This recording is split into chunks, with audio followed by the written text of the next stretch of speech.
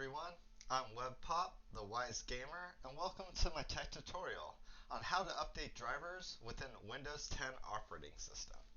Now there's a few reasons why you might be trying to update your drivers, whether it's for a mouse, a keyboard, your graphics card most likely, your speakers, if any of this hardware is malfunctioning, or if you did a recent factory reset to your laptop, you will have to update these drivers to make sure everything corresponds. Keep in mind, after this process is done and you follow these steps, please restart the computer and just have it take a little breather and then reassess it. If you're still having issues with your hardware, I would look more internally, or it might be internal damage as well. So let's dive into updating your drivers on Windows 10. So first thing you're going to do is just click the little search bar right here. You're going to look for Device Manager. Device Manager right here in the control panel. So once you click this, this opens.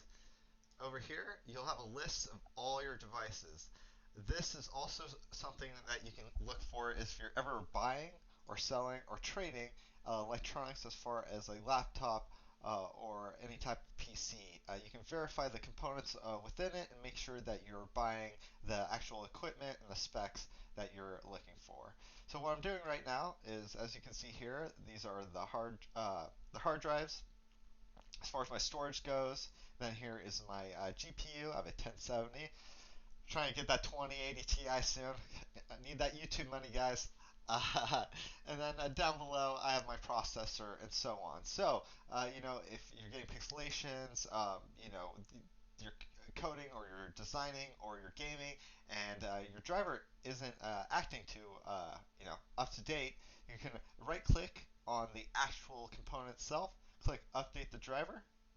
And what you want to do is you want to search automatically for drivers. You want to go through the web and see if there's anything latest updates that come out that you might have missed.